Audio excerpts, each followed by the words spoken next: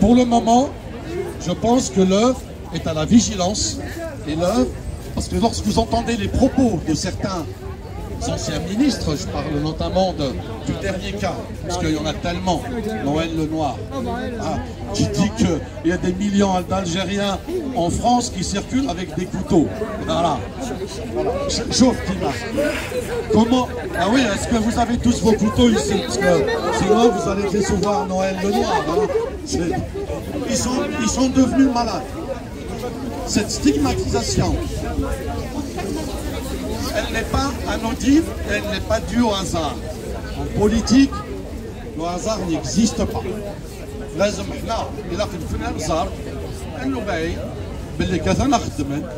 Ils sont en train de préparer une deuxième guerre d'Algérie. C'est l'objectif. Ils n'ont pas honte. Après 132 ans, ils refont le même coup. Ils n'ont pas honte. Ils n'ont pas honte. Ce régime, alors, au passage, qui attaque les jeunes, qui attaque les militants, les syndicalistes, qui embarque tout le monde, qui s'attaque aux retraités, qui s'attaque aux étudiants, qui s'attaque aux salariés. Ils voudraient apporter la liberté ailleurs. Sans compter qu'ils protègent évidemment ceux qui sont poursuivis pour crimes de guerre et crimes contre l'humanité au sein de la CPI et de la Cour internationale de justice, la CIG.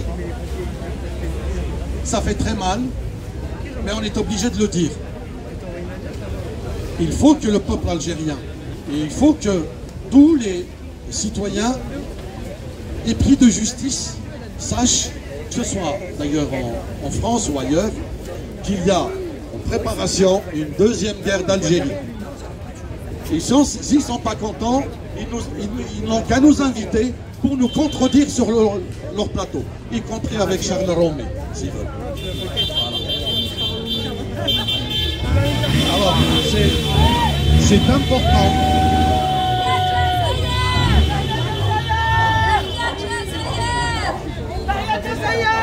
Ils sont en train de mener une guerre cognitive au point où je vais encore aller plus loin. Moi je suis berbère ou là je suis pas berbère. Moi je suis d'origine de Kabylie. Mais comment? Il y a des gens, ils connaissent même pas leurs parents. Ils construisent des arbres généalogiques sur 24 siècles. Il y a des Romains, il y a des Byzantins, il y a des Turcs, il y a des Français. L'Algérie est plurielle comme toutes les nations du monde. C'est pas la peine de nous le faire à l'envers.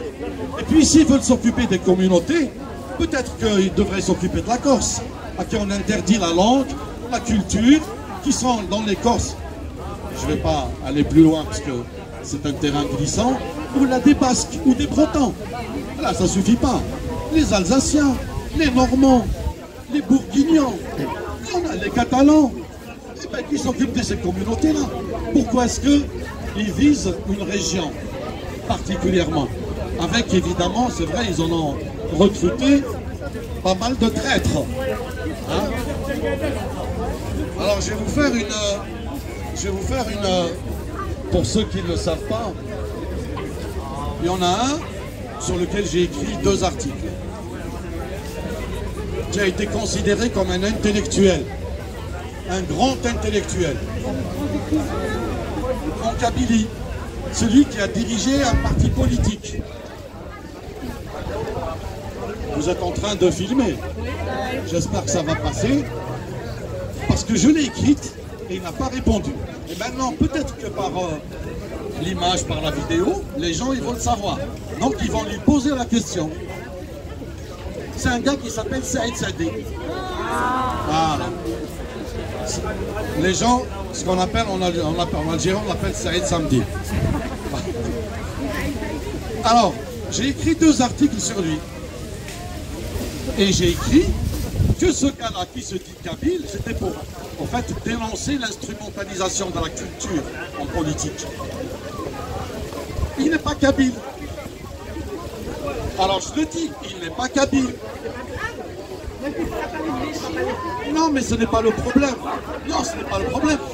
Mais toi, tu n'instrumentalises pas la Palestine. Lui, il instrumentalise la culture kabyle. C'est pour ça que je le dénonce, parce qu'il est d'origine de Biskra.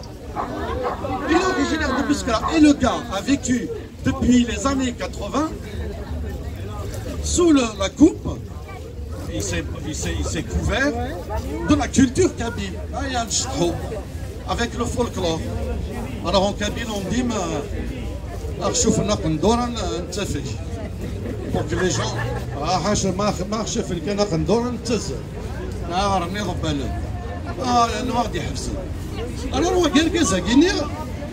alors en arabe ça veut dire on leur gonfle la gandoura, hein, et puis ils commencent à danser, tu vois.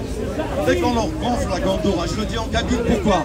Parce que les kabyles ils savent ce que c'est que l'expression, ils connaissent l'expression. Et ce gars-là donc, il est originaire de Biskra. Et mieux, son frère aussi se revendique d'une culture qu'il instrumentalise en politique. J'ajouterai que tous ces gens-là, vous allez les retrouver avec qui? Tout le courant d'extrême droite en France, avec les post-laïcs, avec Éric Zemmour, avec tous les extrémistes de droite. Voilà, j'ai fini et j'espère que j'ai été utile. Et à défaut, de toute façon, sur tous les propos que j'ai tenus, s'il y a des contradicteurs, Allah est bal, ils viennent, c'est tout. Merci. Merci. Je veux juste apporter des précisions pour que vous compreniez bien ce qui se passe en France.